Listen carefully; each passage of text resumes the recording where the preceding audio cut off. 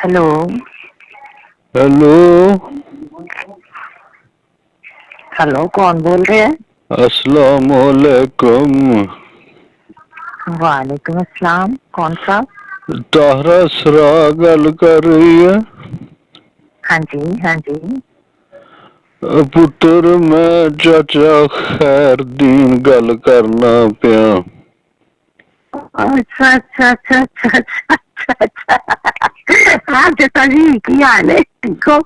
ठीक ठाक पुत्र, तू सुना? मैं भी ठीक हाँ जी, मैं भी ठीक, वधिया। पुत बड़ी गल है, बड़ी गल है। अल्लाह ने बड़ियां इज्जतां देनियां तैनू। हाय हाय हाय हाय हाय। पुत थैंक यू। तेरा शेर मैं सुनिया ਅੱਜ ਉਹ ਭੱਟੀ ਅਰਸ਼ਾਦ ਭੱਟੀ ਕਿਤੇ ਪ੍ਰੋਗਰਾਮ ਚ ਪੜਦਾ ਪਿਆ ਸੀ। ਮੈਨੂੰ ਸੁਣਾਇਆ ਨਹੀਂ ਮਰਸ਼ਦ ਹੈ ਮੁੰਡਾ ਮੇਰੇ ਨਾਲ ਪ੍ਰੋਗਰਾਮ ਕਰਦਾ ਅਕਸਰ। ਉਹਨੇ ਮੈਨੂੰ ਸੁਣਾਇਆ ਪਰ ਕਿਆ ਬਾਤ ਹੈ, ਮੈਂ ਅੱਗੇ ਵੀ ਬੜੀ ਵਾਰੀ ਸੁਣਿਆ ਪਰ ਇਹਨਾਂ ਦਿਨਾਂ ਦੇ ਵਿੱਚ ਬੱਲੇ ਬੱਲੇ ਬੱਲੇ ਧੂੜਾਂ ਪੁੱਟ ਦਿੱਤੀਆਂ ਨੀ ਇਸ ਸ਼ੇਰ ਨੇ। ਸਹੀ ਗੱਲ ਹੈ ਪੁੱਤ। हाँ जी हाँ जी, बस बहुत बढ़िया। पहले भी एक दो दफा बड़ा वायरल हो, लेकिन ऐसी फिर पता नहीं। मैंने एक दोस्त सन ते वो कहना कहना तेरा किते पिता काम आ जाता घड़ी बड़ी तेरा वायरल हो जाता। सही गल है पुत। चंगी चंगे शेर दी एहो ते निशानी हुंदी है। तू ਵੇਖ ਨਾ ਗੱਲ ਸੁਣ ਪੁੱਤ ਮੇਰੀ।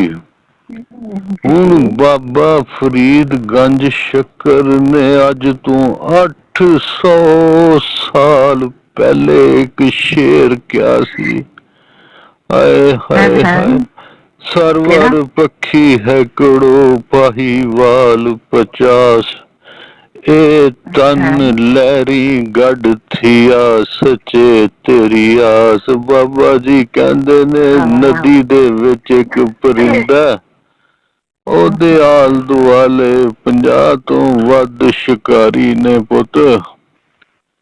ਤੇ ਹਾਏ ਉਹਦਾ ਜਿਸਮ ਪਾਣੀ ਦੀਆਂ ਲਹਿਰਾਂ ਚ ਫਸਿਆ ਤੇ ਉਹ ਮਾਲਕ ਨੂੰ ਕਹਿੰਦਾ ਮਾਲਕਾ ਤੇਰੇ ਸਿਵਾ ਮੇਰਾ ਕੋਈ ਆਸਰਾ ਨਹੀਂ।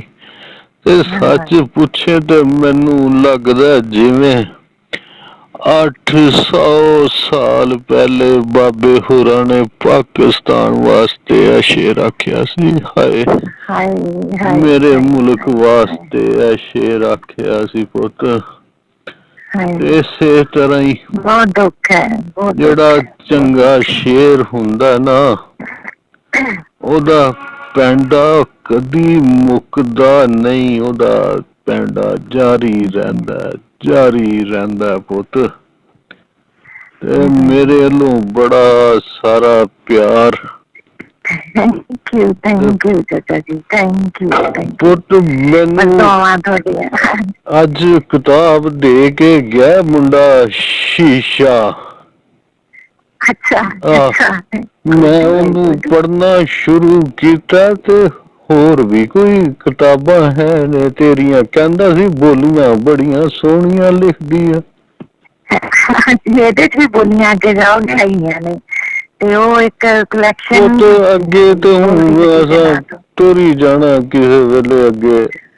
ਜਿੰਦੇ ਰਹੋ 80 85 ਸਾਲ ਉਮਰ ਹੋ ਗਈ ਹੈ, ਹੋਰ ਕਿੰਨਾ ਕੁ ਜੀ ਲੈਣਾ ਪੁੱਤ। ਅਕਲਾਪੇ ਦੇ ਮਾਰੇ ਲੋਕ ਇਹ ਪੜ੍ਹਨ ਦੀ ਚੁਸਕੀ ਲੈਂਦੇ ਆ। ਚੱਸ ਹੈ ਪੜ੍ਹਾਈ ਦੀ, ਚੰਗੇ ਸ਼ੇਰਾਂ ਦੀ ਚੱਸ ਹੈ। ਤੇ ਬੁੱਤ ਬੋਲੀ ਕੋਈ ਸੁਣਾ ਛੜ ਆਪਣੀ। अच्छा नहीं, मैं पग थले आके मर गई। हाय हाय हाय। मैं पग थले आके मर गई, किसी ने मेरी कूक ना सुनी। हाय हाय हाय हाय, क्या दर्द है पुत्र। ਆਹ ਵਾਹ ਵਾਹ ਵਾਹ, ਅੱਲਾ ਤੈਨੂੰ ਸਲਾਮਤ ਰੱਖੇ। ਥੈਂਕ ਹਾਏ ਯੂ ਹਾਏ ਚਾਚਾ ਜੀ, ਥੈਂਕ ਯੂ। ਉਹ ਤੇ ਮੇਰੇ ਵੱਲੋਂ ਇੱਕ ਵਾਰੀ ਫੇਰ ਬਹੁਤ ਸਾਰਾ ਪਿਆਰ ਤੇ ਦੁਆਵਾਂ। ਅੱਲਾ ਕਰੇ ਤੂੰ ਇੰਜੀ ਲਿਖਦੀ ਰਹੇ ਤੇ ਕਾਮਯਾਬੀ ਤੇਰਾ ਮੱਥਾ ਚੁੰਮਦੀ ਰਹੇ। ਪੁੱਤ ਲੋਕੀ ਅਕਸਰ ਕਹਿੰਦੇ ਨੇ ਕਾਮਯਾਬੀ ਤੇਰੇ ਪੈਰ ਚੁੰਮੇ, ਲੇਕਿਨ ਨਹੀਂ, ਮੈਂ ਕਹਿਣਾ ਵੀ ਕਾਮਯਾਬੀ ਨੂੰ ਹਮੇਸ਼ਾ ਮੱਥਾ ਚੁੰਮਣਾ ਚਾਹੀਦਾ। ਕੋਈ ਸਟੈਂਡਰਡ ਵੀ ਹੁੰਦਾ ਪੁੱਤ। ਆਹੋ ਬਿਲਕੁਲ ਸਹੀ, ਬਿਲਕੁਲ ਤੇ ਕਾਮਯਾਬੀ ਹਮੇਸ਼ਾ ਤੇਰਾ ਮੱਥਾ ਚੁੰਮੇ ਪੁੱਤ। ਤੇ ਕਦੀ ਕਿਤੇ ਜੇ ਭੁੱਲ ਭੁਲੇਖੇ ਚੱਕਰ ਲੱਗੇ ਸ਼ੱਕਰਗੜ੍ਹ ਦਾ ਤੇ ਬਾਬੇ ਕੋਲ ਜ਼ਰੂਰ ਆਣਾ ਹੀ, ਆਪਣੇ ਚਾਚੇ ਕੋਲ ਜ਼ਰੂਰ ਆਵੀਂ ਪੁੱਤ। ਜੀ ਕਿਉਂ ਨਹੀਂ। ਅੱਲਾ ਤੈਨੂੰ ਸਲਾਮਤ ਰੱਖੇ। ਲੈ ਫਿਰ ਪੁੱਤ, ਅੱਲਾ ਦੀ ਸਪੁਰਦ। ਰੱਬ ਰੱਖਾ ਜੀ, ਰੱਬ ਰੱਖਾ।